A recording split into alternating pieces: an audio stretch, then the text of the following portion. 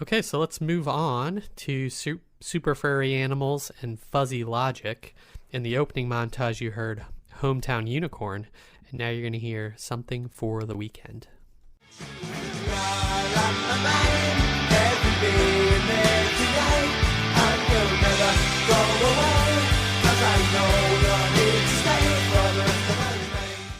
Okay, Matt, what are the stats?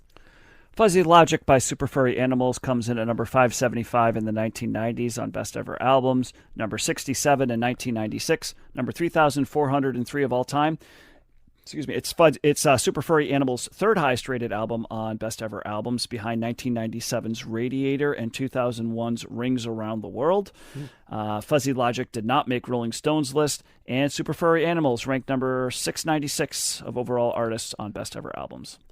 Okay, this album came out May 20th, 1996. They are a Welsh rock band. They formed in Cardiff, Wales in 1993. The band, for their entire run, so they have 9 albums total, and then they kind of went on like hiatus or were that type of band that came back for like one show or like promotion or like charity gigs or festivals or things like that. Is all the same members. So you have Gruff Rhys, Hugh Bunford, Guido Price, Cian Ciaran. I don't know my Welsh pronunciations, and Dafydd Ewan. Those are the members on vocals, guitar, keyboards, bass, and drums. Have you ever heard a Welsh accent, Josh? Like it is wild. So like I would love to see you try, but I think we can only hope to do something. Yeah. Mm-hmm. Genre, this is their first album. Genres are alt rock, power pop, Brit pop, glam rock, neo psychedelia. Influences, well, all of our favorites: the Beatles, Beach Boys, Elvis Costello, David Bowie, Pink Floyd, the Kinks, the Zombies, the Byrds, and maybe even ELO. Similar artists: Blur, Apples in Stereo, Manic Street Preachers, their fellow Welshmen, Flaming Lips, Polyphonic Spree, and the Shins. No Billboard charting this week. Actor Rhys Ifans, who's been on House of the Dragon most recently, he was a lead singer of the band early on before his acting career took off. And although this album was conceived as a reaction to Britpop, which the band felt represented a quote conservative backwards movement in music, unquote, they soon realized that they were in a quote old 70s studio making a 70s rock album.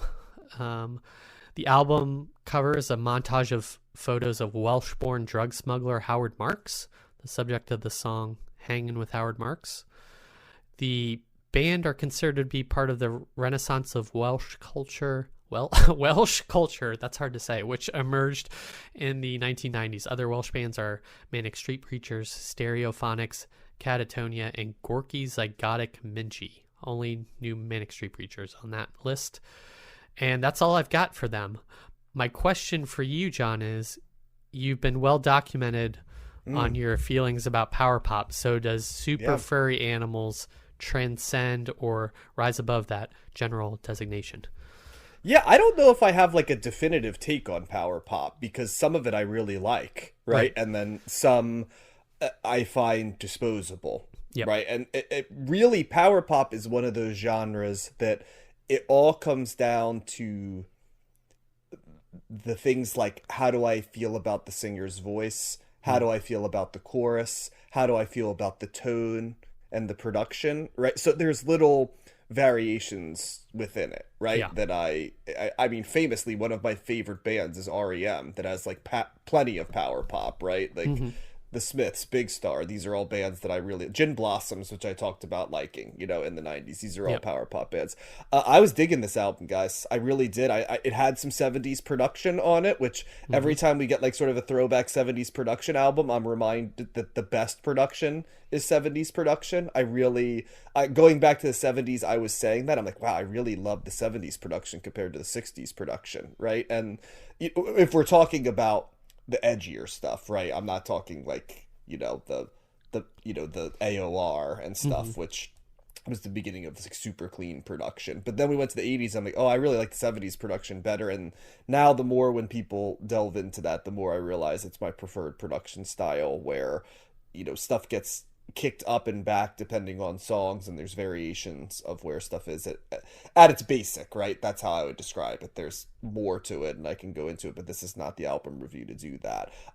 What this reminded me of, guys, a little bit, it's funny that this was a reaction to Britpop, because I can see it in the lyrics and some of the choices they make, but also it's cousins to the sound as well, but it's like doing a different version of Britpop. And I really feel, I remember Blur struggled with this a little bit, right? Because you got drawn into that like lad culture of the 90s, and they kind of hated that they were in it. Whereas like Oasis, right, like fully, you know, lived in it, sort of like Pulp observed it, right? And there was like excess even to Suede that fit nicely into that. But I definitely lyrically and thematically could see how, you know, this was a rebellion to it. But sonically, there were elements that sounded like it. There was a lot of kinks in this album. Yep. A lot of kinks is what I wrote down off the bat. I felt that this was also a cousin or a relative to like what the Kinks were doing, like Slice of Life, United. I guess it's Welsh, so I don't want to say British, right? But like, you know, if we go the concept of the larger United Kingdom, yes, it's kind of the same idea that, you know, like an agrarian everyday life, you know, small town village feel on things, and a distinctly, you know, UK spin. So there's that, and also at times there's even a little bit of small bits of like even light psychedelia and like choices in that area as well. I heard in different tracks of this. There were a lot of standout tracks on this. The first song to start the album, God Show Me Magic, was a great song. I really liked the combination of Gathering Moss and If You Don't Want Me to Destroy You at 6 to 7. I thought was a really strong combo. And then even later, when you get to Long Gone, was a song later on that I liked quite a bit. But there were really no bad songs on this album. It was a very consistent album. I also like the fact that they did a variety of different songs, up-tempo songs, ballads, sort of quick hitter power pop, longer form, 70s revival. I just like the variety on it. You know, we mentioned the Manic Street Preachers, I know, who are Welsh. I thought of the Manic Street Preachers of having almost like a like leftist sort of like anarchist type like energy to them a little bit, like not really wanting to embrace like any of society's norms. They felt like it felt very like urgent and scattered and, you know, like a little bit like on edge. I felt this was a little bit more lived in thematically, but also celebrating a little bit of like a rogues gallery type approach, which makes sense with what the album cover is, right? Like it kind of goes into that, and sort of there's all of these different people, right? Like the kindly, the lovers, the you know, the big dreamers, the schemers, right? That was sort of a thematic thing in the lyrics right here. And this was a nice little find for me. Like I'd heard this band's name for quite a while. I knew we were going to cover, I think it was Radiator later in the decade, so I knew we were going to get a dose of them. But when a spot opened up and Matt recommended, you know, kind of getting an initial burst of it, and when it popped off the screen at like, I think it was like 36 minutes as well. Yeah. Like I was like, yes, sir, sign me up for this as well, because the length was perfect. And this one gets a pretty significant thumbs up for me. I really enjoyed this album. Yeah, count me in too. This is a band that this is one of those bands that I heard about years ago, kind of, you know, like maybe in a album review or something like that in a magazine. And, you know, they kind of, a lot of the bands that this article threw out similar to were bands I was like, oh, that's I like that band, you know, I like that band, right. You know, that type of thing. And I never got a record, you know, I just never did it. So I've always been aware of them, but never really familiar. And yeah, this is an interesting record because I felt like this is one of those albums that's got feet in both the past and the future.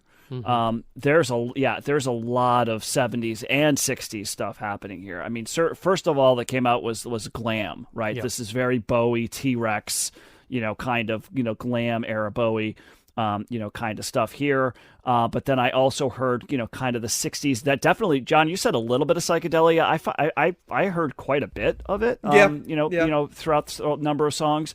There are artists like the Pretty Things came back, the Zombies, United States of America, Love, Soft Boys, like a lot of these bands that we've covered before. And then I also Soft heard Boys are of a whole different era, though. Like all the ones you rattled off were 60s, and Soft Boys are early 80s, right? But and Soft Boys kind of also, they were a little bit more. They were from the 80s, but they sounded a little bit more modern. But there were some elements there. But then it was like Panic at the Disco. Like there was a song that was very much like a Panic at the Disco song, and then there was like New Pornographers are all over this too, right? I wrote that down too. And you said Apples in Stereo for sure, right? So these are all bands that kind of came later on and maybe were bigger in the aughts, right? The maybe 2010s as well. So it's kind of interesting. It's like they're putting a lot of things in a blender here. That's what I took. I'm like, this band is really drawing from a lot of different places, and they're all places that I, for the most part, enjoy. I agree with John. I think there is good variety in here. This is an interesting record, right? So this is not samey. There's elements here and there that are similar, but like they really do expand a lot of what they're doing in some more straight ahead rock songs, other ones more experimental, delving into different genres and stuff. So it's very eclectic, which I appreciated as well. But the relative brevity is a positive as well. So I like that. And I really liked his voice, and the production was interesting, as John mentioned. So, excuse me. So I could see, why in reading that article I was intrigued, because it's that they really are hitting on a lot of notes that generally are ones that I am pretty positive on. I know they've got quite a number of records that I'm still not familiar with. So it's kind of let's do a couple more. I'd be into that. And this is kind of like I don't know if the drawing from all of these other artists is something enough for me to knock it, because I also think that in doing so they still the ability to meld all of it together still to create their own sound is kind of a unique thing, because like we've talked about artists and songs and albums that are derivative. But like this is a different type of derivative that I just feel like there's a lot of elements, there's a lot of ingredients to this, right? But they kind of work, and they kind of work in a way that they're kind of creating their own little vibe here in a time in the mid 90s where this is not, kind of the thing. And I read somewhere that this is kind of like post-alternative. Right? Okay, so now we're getting into that realm, like the post-alternative. And in a way, I was kind of like, that's just saying stuff. But then I was like, well, no, I kind of see that at the same time, because this is kind of a bridge from the past into the future of other artists that would kind of, could go in this direction. So really interesting. Definitely a thumbs up for me. And I'd be interested to hear more of their stuff as well. Yeah, count me in as a third enthusiastic thumbs up. This is a great find for me, a pleasant surprise. I love when we get these bands that kind of fill in gaps for lineage of types of music I like. I mean, with all of their influences I listed, and I like pretty much all of those, how could I not like this band? I mean, you guys named it with between the glam and Bowie and like the Beatles, Kinks, Zombies, like trifecta that they are pulling from. Like this totally works for me. Like I was caught, they like grabbed me right from the get-go, and they have like, I don't know, 5 or 6 opening the 5 or 6 first songs on this album are just like home runs all the way. Anytime I can like tap my feet and like immediately not know a song but like respond to the hooks and like their guitar work and the fun that they're having, that I feel like that emanates off of this, then it's a home run for me. Also, like, I'm an unabashed New Pornographers fan, so that's clearly like an influence on Dan Behar and them, his writing and their sound. So that's another like kind of missing link for me that works really well. There's a lot of similarities, I think, between them two. And so, I love that kind of like melding of melodies or like, multiple people singing with kind of the like ringing, joyfulness of the pop in this. And, they're not afraid. I think one of you guys mentioned like changing of tempos in songs. I like how they kind of mix it up in that too. They're not afraid to kind of explore the space. So, this is a great album. I'm really excited now because you said the other two albums are higher rated. So I'm curious as to like if they can even like get better, or if those other albums are better than this one. So thumbs up from me. This is my album of the week only because I hadn't heard it before too. So,